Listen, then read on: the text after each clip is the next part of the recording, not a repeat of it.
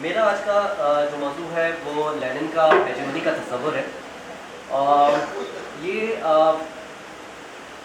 جو زیادہ تر پیپرز آج پڑھے گئے لینن کے تصورات میں بالعموم اس پہ کافی بات ہوتی رہی ہے سوسائٹی میں.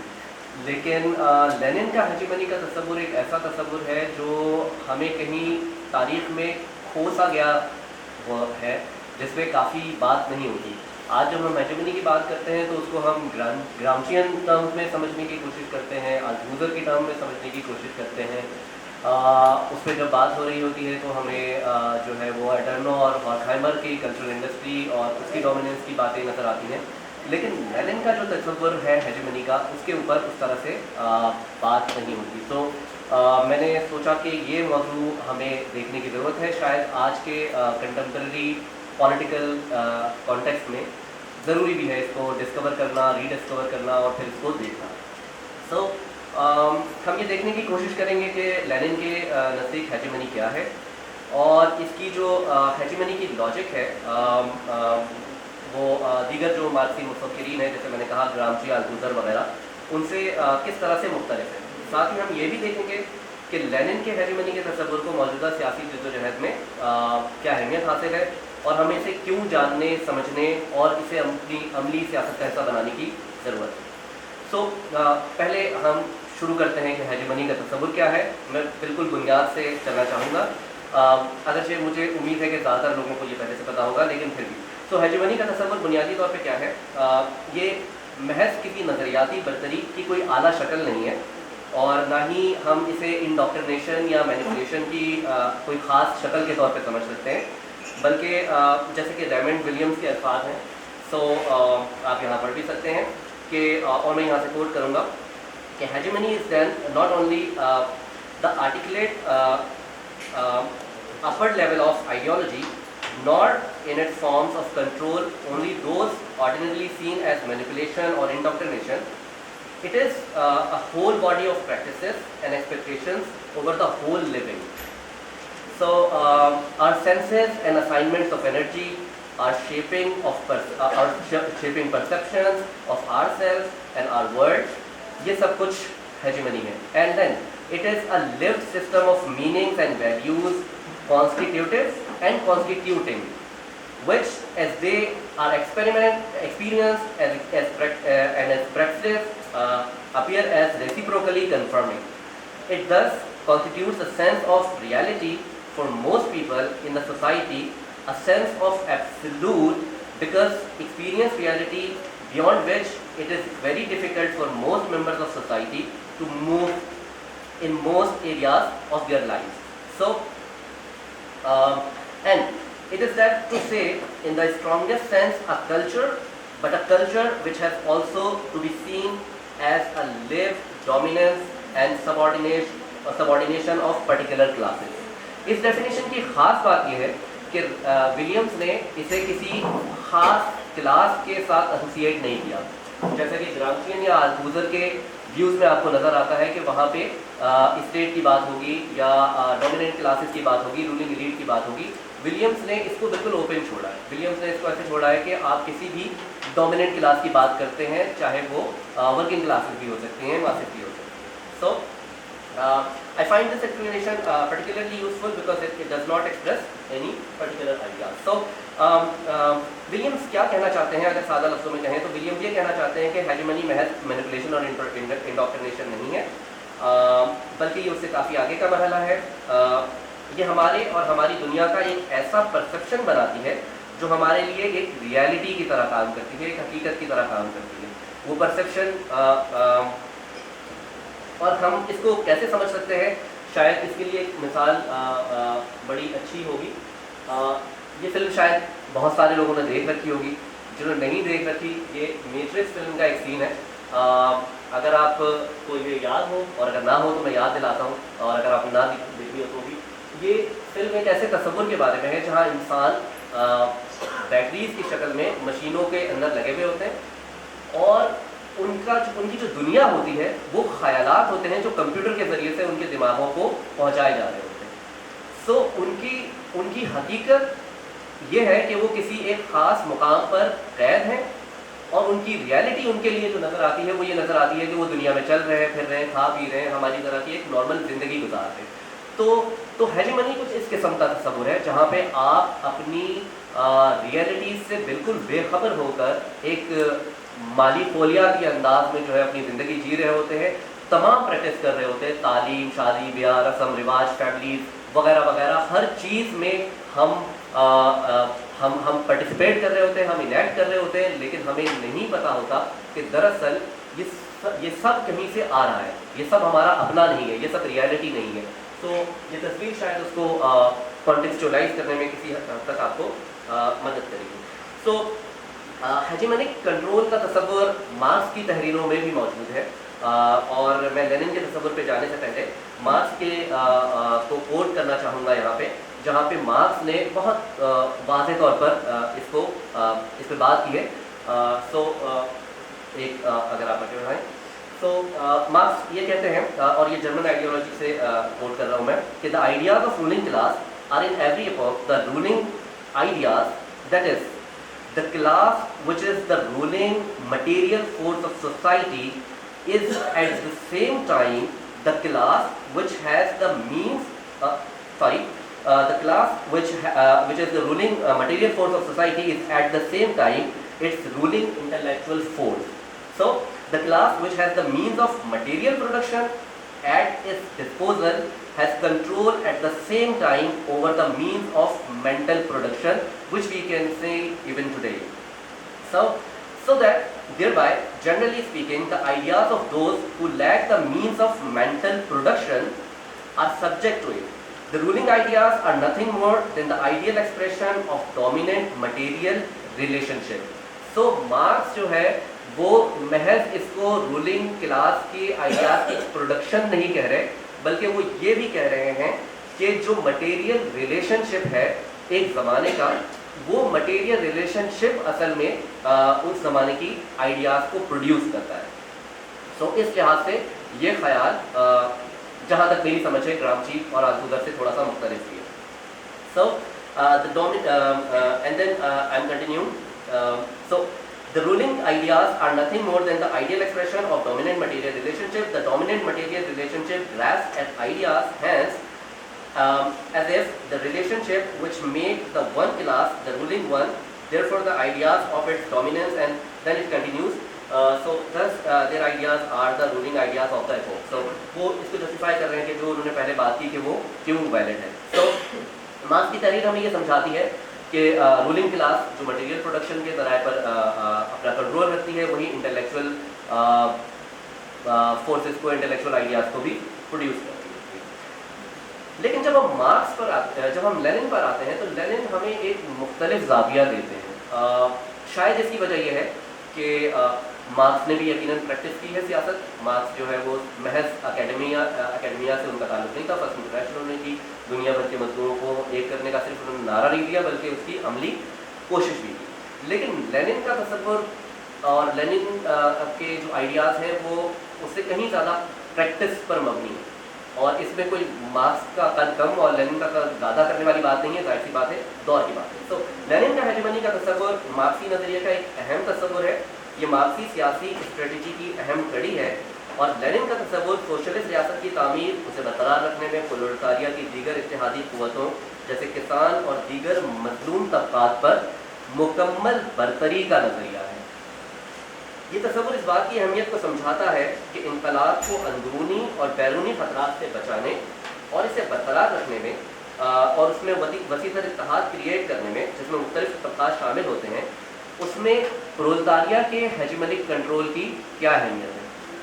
اگین یہاں پہ بہت سارے سوالات ہو سکتے ہیں, آج پرولتاریہ کی کا مطلب کیا ہے اور اس میں کیا چیز, اس کو کیسے ہم ڈیفائن کریں گے. سو اس بات پہ ہم بحث کر سکتے ہیں, لیکن اس کا بنیادی تصور یہ ہے. سو اور اسی کو آگے اگر ہم بڑھائیں تو ہم اس کو اس طریقے سے دیکھ سکتے ہیں کہ جس طرح بین الاقوامی منظرنامے میں تبدیلیاں آتی ہیں, ویسے ہی لینن کے نظریے کے اطلاق میں اور اس کی سمجھ کے بارے میں بھی یقیناً ہماری ظاہر تبدیلیاں آئیں گی. اور یہاں پہ اب تک جتنے لوگوں نے گفتگو کی ہے اس میں یہ نقطہ بھی بہت اہم تھا. सो इस पेपर में हम यही देखेंगे कि लेनिन के हेजेमनी के तस्वुर को, लेनिन और उनके बाद के जो आने वाले मार्क्सी दानिश्वर हैं उनके ख्यालात के पस मंज़र में हम कैसे देख सकते हैं, और फिर ये भी कि इस तस्वुर को असली चैलेंजेस जैसे कि न्यू लिबरलिज्म, माहौलियाती तब्दीलियों के बायस पैदा होने वाली बका की जंग और सकाफती मज़ाहमत के तस्वुर और इसके हवाले से जो अमली जिद्दोजहद है उस पैराए में हम इसे कैसे समझ सकते हैं। सो अब यहाँ पे अभी हमने पीछे एक बात देखी कि प्रोलेटारिया को किरदार अदा करना चाहिए एक काइंड ऑफ वैनगार्ड का, उसको जो है वो लीडरशिप का किरदार अदा करना चाहिए। लेकिन लेनिन का मकसद यहाँ पे ये नहीं है, और ये बात बड़ी अहम है समझना कि लेनिन जो है वो यहाँ पे ये नहीं कह रहे कि उस लीडरशिप को वो अपने हाथ में इस तरह से रख रहे हैं कि जैसे वो कोई टैक्टिकल इत्तेहाद है, ऐसा नहीं है। प्रोलेटारिया किसानों के साथ, दीगर मजलूम तबकात के साथ कोई टैक्टिकल इत्तेहाद नहीं बनाता, बल्कि लेनिन का तस्वुर ये है कि वो एक स्ट्रेटेजिक ज़रूरत है इनकलाब की, जैसा कि खालिद भट्टी साहब ने भी अपने पेपर में इसी तरह इशारा किया कि हम एक स्ट्रेटेजिक ज़रूरत के तौर पर देखते हैं। ये कोई ऐसी चीज़ नहीं है जो कि वक्ती या कह लें कि सियासी अपॉर्चुनिज्म है, लेनिन इसे इस तरह से नहीं देखते। सो और यहाँ पे सिर्फ किसानों की बात नहीं हो रही, हम अपने आज के समाज की बात कर रहे हैं तो वहाँ पे दीगर मजलूम तबकात की भी बात हो रही है। सो लेनिन का हेजेमनी का तस्वुर एक जामिद नज़रिया भी नहीं है, बल्कि ये ताकत पर मुकम्मल गिरफ्त हासिल करने का एक डायनामिक प्रोसेस है। It is not something that is a concept, that is an idea, but rather it is a process. So जो कि मुसलसल चलता रहता है। जब हम किसी चीज़ को प्रोसेस कहते हैं तो इसका मतलब ये है, और डायनेमिक प्रोसेस कहते हैं इसका मतलब उसमें वक्त के साथ, हालात के साथ, मारूज के साथ तब्दीलियाँ आती हैं, कुछ लाजमी भी होती हैं और कुछ वक्ती भी हो सकती हैं उसमें। सो अगर हम इसको आगे बढ़ाते हैं, सो बेसिकली यहाँ पे नज़रिया ये है कि हम जो वर्किंग क्लासेस हैं वो एक एक्टिव इंगेजमेंट के ज़रिए से अपनी लीडरशिप को कायम करेंगे, ना कि वो नज़रिया कोई ताकत कायम करेंगे। एक ख़ास ताकतवर की साइकी के साथ आप नहीं अपने हेजेमनी को कायम कर रहे हैं, बल्कि आप अपने एक एक्टिव इंगेजमेंट के साथ कायम कर रहे हैं, जो कि एक मुख्तलिफ बात है उससे, जिससे बिलअमूम राइट विंग हमें लेनिनिज्म को समझाने की कोशिश करता है। जब वो कहता है कि आप टोटलिटेरियन हैं, आप तो काबिज होना चाहते हैं और आप जब इक़्तिदार में आएंगे तो आप हमारे अखबार बंद कर देंगे, हमारे टीवी बंद कर देंगे, हमें जो है वो मुल्क से निकाल देंगे, जीने का हक नहीं देंगे। लेनिन इस तरह से नहीं बयान करते इस तस्वुर को। सो जब हम इस ज़ाविये से लेनिन के तस्वुर को देखते हैं तो उन लोगों के लिए जो इस जद्दोजहद में जुड़े हुए हैं, उनके लिए हेजेमनी का तस्वुर अपने आप में एक ऑब्जेक्ट बन जाता है। हेजेमनी फिर एक सेल्फ एक रेवोल्यूशन का ऑब्जेक्ट है। ये अब एक महज तस्वुर नहीं है, महज प्रोसेस भी नहीं है, बल्कि एक ऑब्जेक्ट है, एक मकसद है अपने आप में हेजेमनी। सो यहाँ इस तस्वुर को लेनिनिज्म के ज़ाविये से देखना बहुत ज़रूरी है। जो असल में मेरा फोकस जहाँ पे जिस बात पे है वो यही है कि हेजेमनी को आप प्रोसेस से भी आगे बढ़कर देखें। आप हेजेमनी को इनकलाब के एक ऑब्जेक्ट के तौर पर देखते हैं जिसके साथ इनकलाब जुड़ा हुआ है। सो हम इसको यूँ कह सकते हैं कि it is a state in that struggle. So hegemony is a state in a struggle for revolution. So Lenin का हेजेमनी का तस्वुर दीगर मार्क्सियन मुफक्किरीन से इस तरह भी मुख्तलिफ है, और माजरत के साथ अगर मतलब इसमें अगेन फिर उनकी जो है ना वो कोई बुराई नहीं है, कोई कमज़ोरी नहीं है, लेकिन एक मुख्तलिफ बात है। तो इसको मुख्तलिफ बात के तौर पर ही देखें और समझें कि दीगर मुफक्किरीन का जो तस्वुर है वो बिलअमूम डिस्क्रिप्टिव, वो डिस्क्राइब करते हैं स्टेट ये है, रूलिंग क्लासेस ये होती हैं, कल्चरल इंडस्ट्री ये होती है, कल्चर ये होता है, इस तरीके से सकाफती जो डोमिनेंस है वो कायम रखी जाती है। लेकिन लेनिन का जो तस्वुर है हेजेमनी का, वो एक बड़ा ही प्रिस्क्रिप्टिव तस्वुर है। वो महज हालात का तजज़िया या उसकी वजाहत नहीं कर रहे हैं, बल्कि ये अमल का नज़रिया है जो कि लेनिन के आइडिया के अंदर सबसे सेंट्रल है, अमल, प्रैक्टिस। सो इसे गाल्बन ग्रामची ने, लेकिन ग्रामची ने अपनी तहरीरों में इसे एंटी मेटाफिजिकल कहा है, और ग्रामची अपनी तहरीरों में जब हेजेमनी के तस्वुर को इन्वोक करते हैं, जब लेकर आते हैं, तो उस आइडिया को वो लेनिन से रेफ़र करते हैं, और वो अपनी तहरीरों में वो मौजूद है, आपको रेफरेंसेस जो है उसमें ये मिल जाएगा। تو دوسرے لفظوں میں جہاں پہ آلتھوزر اور گرامچی کا آئیڈیا ہمیں ایک کہہ لیں کہ ہیجیمنی کو ایک پیسو آبجیکٹ کے طور پہ دکھا رہا ہے، لینن کا آئیڈیا انقلاب کو ایک ایکٹیو پروسیس کے طور پر دکھاتا ہے جس میں ماسز اپنے ڈومیننٹ رول کے ساتھ انقلابی جدوجہد کر رہے ہوتے ہیں.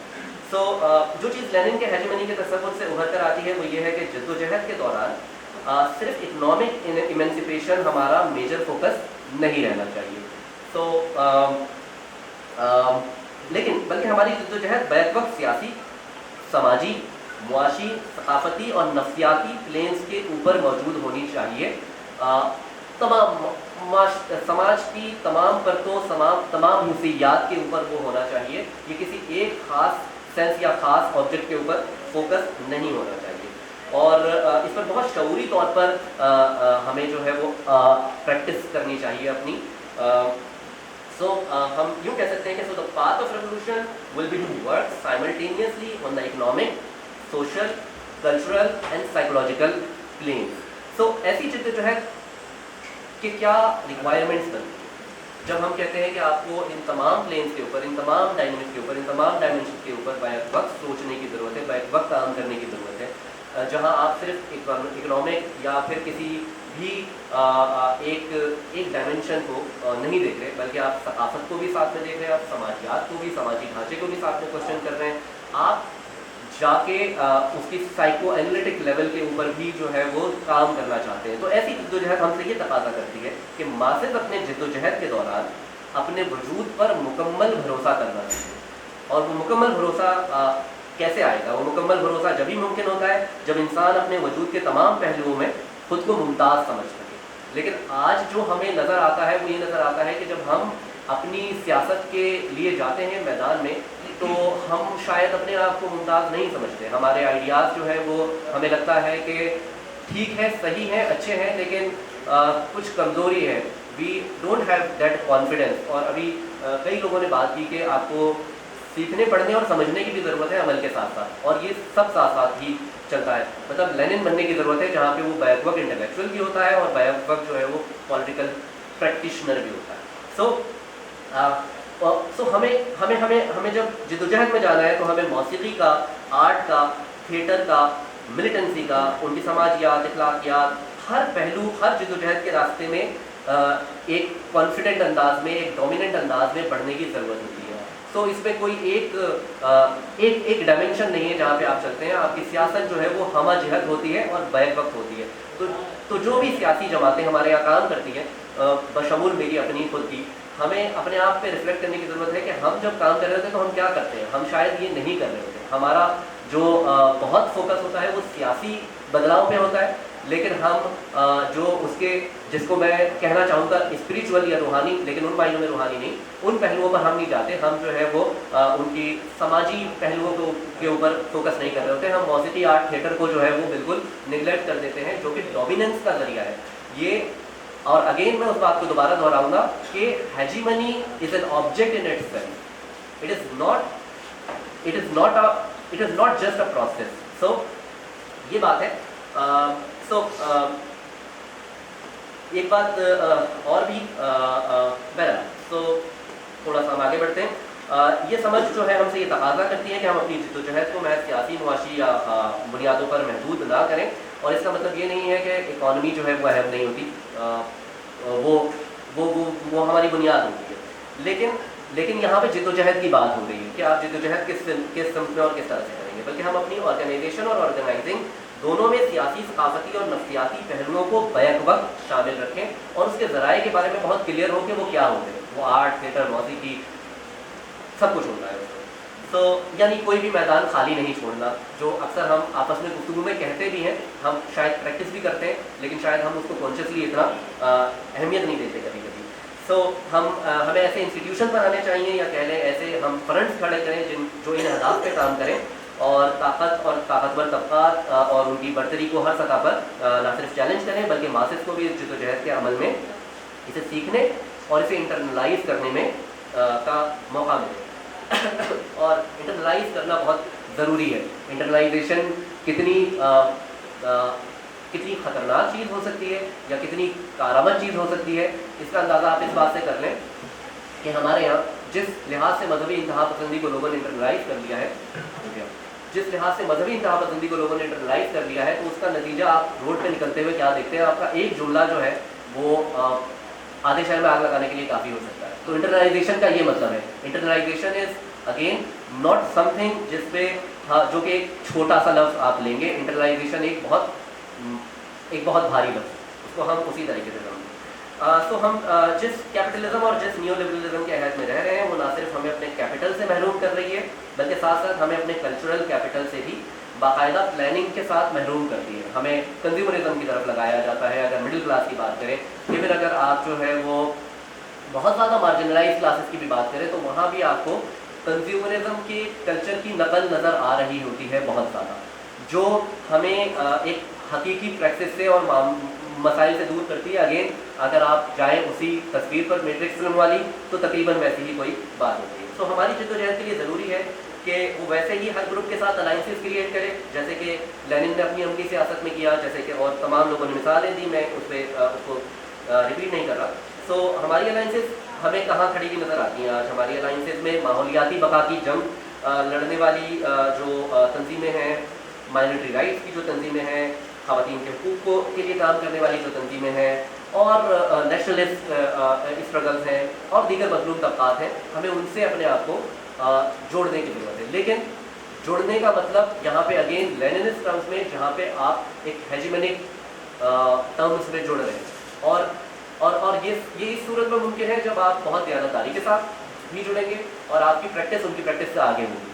तो इस अमल में ज़रूरी है कि इस की क़यादत करने वाली जो सोशलिस्ट क़ुव्वतें हैं, वो जो क़यादत है वो मुनज़्ज़म एक सोशलिस्ट क़ुव्वत के हाथ में हो, ताकि ये तहरीकें किसी भी किस्म की मौका परस्ताना रुझानात का शिकार नहीं हो, एनजीओइजेशन का शिकार नहीं हो जाए। और बदकिस्मती से फ़िलहाल ये रुझान लेफ्ट में हमें नज़र नहीं आता कि वो इस तरीके से सियासत कर रही हो, ठीक है। और साथ ही जो क़ुव्वतें हमें पहले से ही एडवांस जद्दोजहद में नज़र आती हैं, हमें चाहिए कि हम उनकी जद्दोजहद को तस्लीम करें और उनके साथ अपने अलाइंसेस बनाएं, जिसमें बिलाशुबा, और ये बात सुबह से यहाँ पे हो रही है कि बहुत सारी जो नेशनलिस्ट जो हमारे पास स्ट्रगल्स हैं, वो बहुत ज़्यादा एडवांस स्टेजेस में हमें खड़ी हुई नज़र आती हैं, अपने नज़रिए में, अपने तजज़िये में, अपने उसूलों में और अपनी स्ट्रगल में। खैर, सो यहाँ मैं एक मिसाल पेश करना चाहूँगा। अब सवाल ये है कि बात ये होती है कि अच्छा इसको इस तरह से करना चाहिए, लेकिन क्या इसकी कोई मिसालें मौजूद हैं दुनिया में? तो बेशुमार मिसालें मौजूद हैं, लेकिन मैं सिर्फ एक एग्जाम्पल में यहाँ पे इक्तफा करूँगा। हम यहाँ पे मिसाल ले सकते हैं अनुराधा गांधी के लेक्चर्स की और उनके काम की, जो कि उन्होंने इंडिया में किया है। उन्होंने इंडिया के सबसे मजलूम तबक़ात में अपना काम किया, यानी आदिवासी जो कम्युनिटी थी उनके अंदर, और वहाँ पे कुछ इलाकों में पेट्रियार्की बहुत मजबूत थी, और वहाँ पे उनकी जो जद्दोजहद है वो इस बात का अमली नमूना है कि किस तरीके से आप बैक वक्त सियासी, मुआशी, सकाफती और नफ्सियाती मैदानों में जद्दोजहद कर सकते हैं, और किस तरह एक हमजहत तब्दीली की तरफ बढ़ा जाता है। और ये उन्होंने प्रैक्टिस नहीं किया है, उन्होंने प्रैक्टिस के साथ साथ उसको इम्प्लीमेंट किया और उस तब्दीली को हमारे सामने रूनुमा करके दिखाया बहुत ही कम वक्त में। और इस तरह की चीज़ हमें अपने नेशनलिस्ट स्ट्रगल्स के अंदर भी नज़र आती है। तो उन्होंने एक इंतहाई पेट्रियार्कल सोसाइटी में ख़वातीन को लीडिंग रोल्स दिए, और लीडिंग रोल्स कहाँ दिए? उन्होंने सिर्फ सियासी और मुआशी मैदान में नहीं, बल्कि सकाफती ज़िंदगी में भी उससे तब्दीलियाँ आई, और लीडिंग रोल्स उनको सियासत में नहीं मिले, लीडिंग रोल्स उनको मिलिटेंसी में मिले। वहाँ पे मिलिटेंट कमांडर्स जो है, एरिया कमांडर्स जो है, वो ख़वातीन थी, और मर्दों ने उनकी कमांड के अंदर काम किया। अब आप ये सोचें कि एक साइकोलॉजिकल चेंज कैसे आता है? वो तबलीग और बताने से और बात करने से कभी भी नहीं आ सकता। यकीनन कॉन्शियस में आने वाली तब्दीली को एक टाइम लेकर आ जाती है, लेकिन जब आप उसे प्रैक्टिस में लेकर आते हैं तो वो तब्दीली मिनटों में आती है। जैसे आप कहते हैं कि इनकलाब सदियों का सफ़र घंटों में और दिनों में तय कर देता है, तो ये वो वाली तब्दीली होती है जब आप जद्दोजहद के अंदर लोगों को खड़ा करते हैं, जो हम अपनी हालिया स्ट्रगल में बलोच जद्दोजहद के अंदर देख सकते हैं, जहाँ पे महारंग का एक हमें किरदार नज़र आता है, और हमें ये नज़र आता है कि उन्होंने اگر میں صحیح کہوں تو ایک کافی پیٹریارکل سوسائٹی میں انہوں نے اس کے رنگ کو بالکل تبدیل کیا ہے. ان کو جو ہے وہ سردار کی پگ پہنائی گئی ہے جو کہ ایک ریولوشن ہے اپنے آپ میں اور اس سے کم نہیں ہے.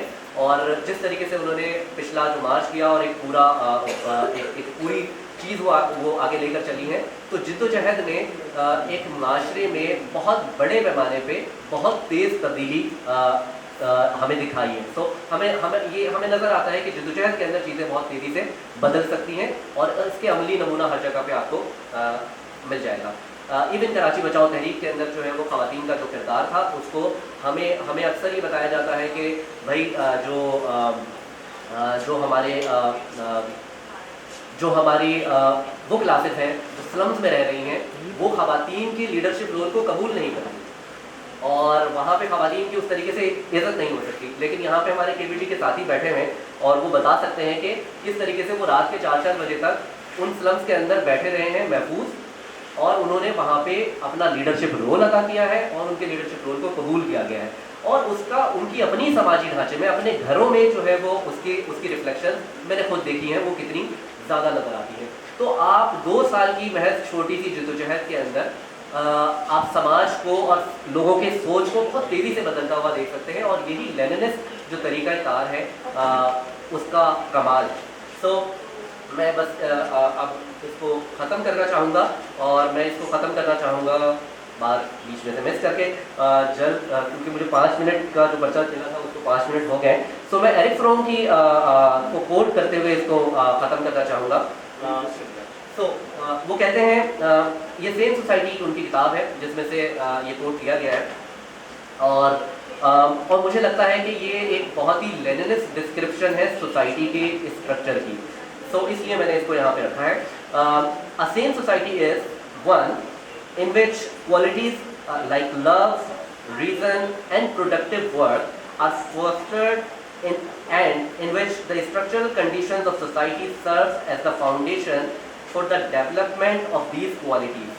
It is a society in which the economy is managed for the sake of economy and not as some form of domination or some means of domination. So it is a society where political, economic and cultural changes are interwoven, each supporting and reinforcing the other. Shukriya.